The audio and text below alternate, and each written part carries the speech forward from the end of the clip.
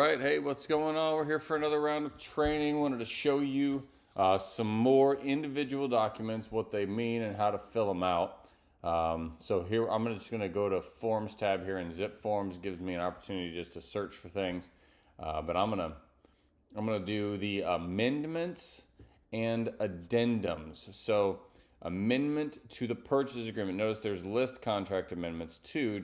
If you don't know what you're looking for, you may get those mixed up to start. Right now, if I accidentally click the amendment to the list contract when I'm doing a purchase agreement amendment, I go, what? This looks really weird. But you, if you're new, aren't going to know the difference. So pay attention to that. But we're going to go amendment to the purchase agreement. No difference between A, B, and C. They just had to name them different things because once one of these documents is in the file, you can't put it in again. So they did 3 of these amendments, A, B, and C. However, if you end up at amendment 4, that's okay because you can always, once it's been signed, it's all a PDF. You can then use amendment A again, the editable version. I'll show you what I mean here in a second, or maybe I won't. You put this one in actually, and then you fill it out, then you send it for signatures, then you send it to the other agent for signatures, and then it comes back fully signed, it goes in the right spot, gets sent to the right places, likely by our assistant, Andrea.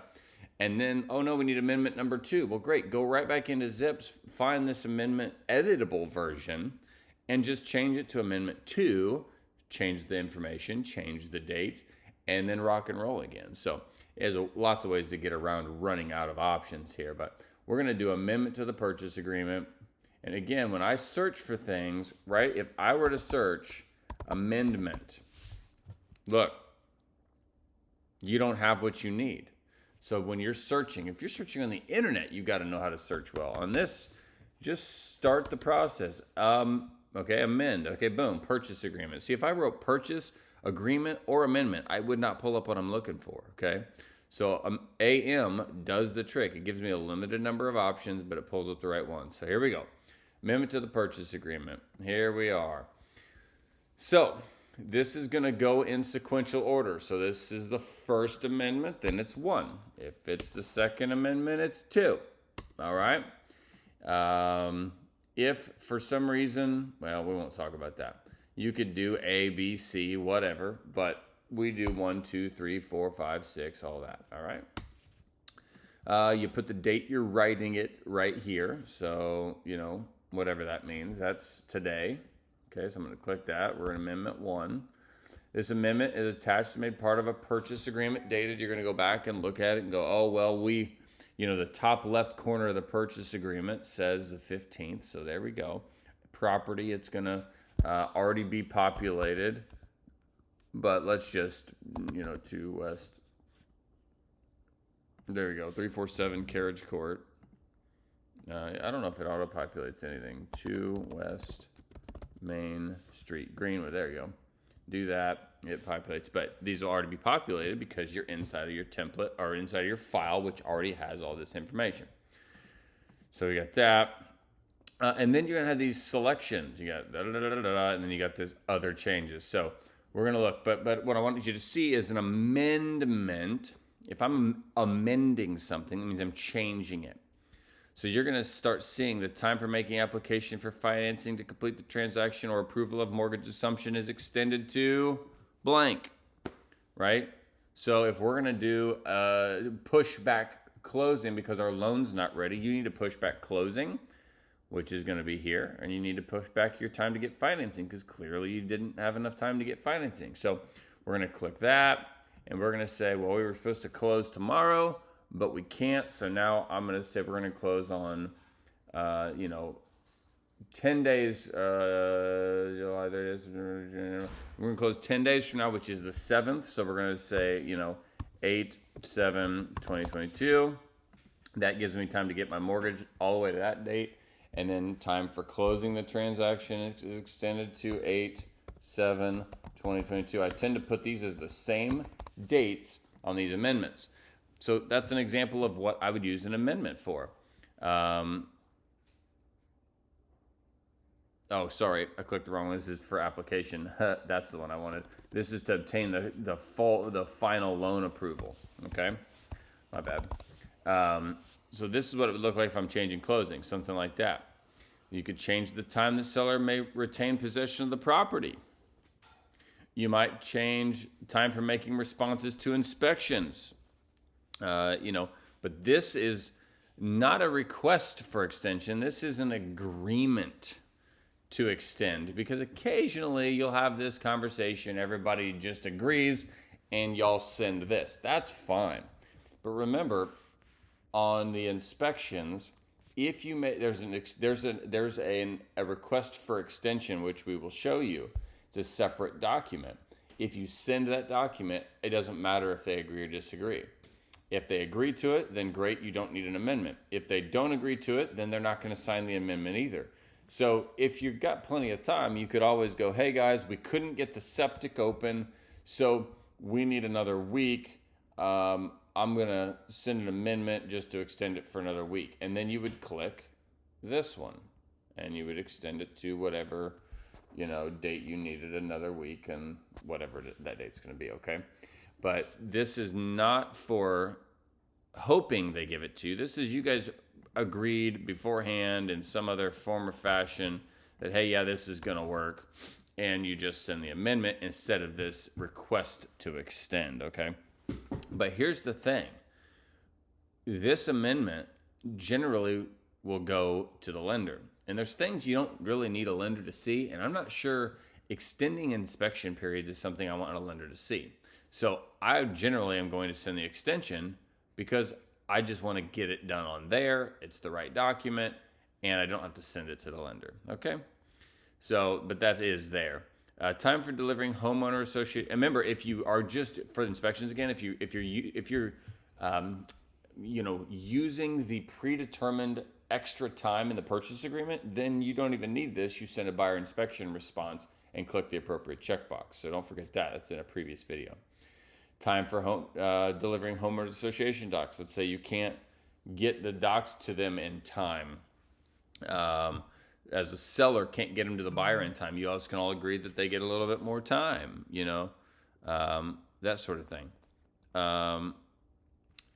The other changes in the purchase agreement will come regarding anything else. So keep it clean, keep it simple. Talk to me for sure. Let Andrea do most of it. But, there could be purchase price changes can go there, and that would look a lot like purchase price to be $210,000 now. I'd put a dollar sign. It could be Jane Doe is removed as a buyer on this transaction, or Jane Doe, how about Jane Dill, is added as a buyer on this transaction. You could be any number of things, right? You could be refrigerator is removed from the purchase agreement. Okay? You can, it's really nice if you can reference lines, remove from, line 203, whatever that is, of the purchase agreement. That way everybody's very, very clear what's going on. That's always key. You make sure you do the checkbox, and then you come down here and have everybody sign appropriately. So that is the amendment. Now, I'm going to go back, and I don't want to say the changes. I'm going to go back in here to the forms, and we're going to pull up an addendum to the list contract. No. To the inspection response. No. To the purchase agreement. Yes. An addendum doesn't have all the check boxes. An addendum, the reason it doesn't is because you're adding something new. Those items were all already in the purchase agreement.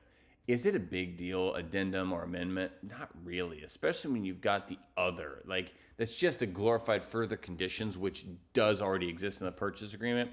Or you can use an addendum. You could add a buyer, add a seller. You could add closing cost concessions, right?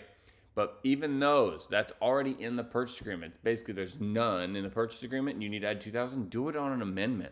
Addendums are, sadly, we don't have an option to agree to some things that aren't really transaction related, but are kind of transaction related. So what we do is we use addendums for things we're going to not send to the title company or to the lender. They're just kind of between the buyer and the seller. Hey, the seller needs to stand on his head for 10 minutes a day for the next 30 days. That would potentially go on an addendum. We don't need to send it to the lender. We don't need to send it to the title company. It's just between them. Okay? That sort of thing. Personal property is on a different section. Obviously, we've got some of it in the purchase agreement, with the refrigerator and the washer and the dryer and these things. But beyond washer, dryer, shed, I don't know, whatever, probably not even shed. Outside of washer, dryer, and kitchen appliances, we're pretty much going to put personal property on a separate document that I'll show you at a later date called the personal property agreement. That does not get seen by the lender. Again, it's one of those where it's a part of the deal, but it's not really a part of the deal. They're not loaning on personal property. It's more of a bill of sale. So anyway, an addendum, you're going to fill out addendum 1. You're going to put the date in the top left of the purchase agreement. The address is going to already be pre-populated, and you're just going to start writing whatever it is that goes here, and then you sign it. Look right here. All other terms and conditions of the purchase agreement remain unchanged. Super simple, okay? Now I'm going to go back to this one and show you the amendment. I forgot to read any extra verbiage. All other terms and conditions of the purchase agreement remain unchanged. Okay? I just wanted to show that to you. That is what is going on. So those are the amendments and addendums. There could be 100 of them. But that's what we use to change or add to the purchase agreement.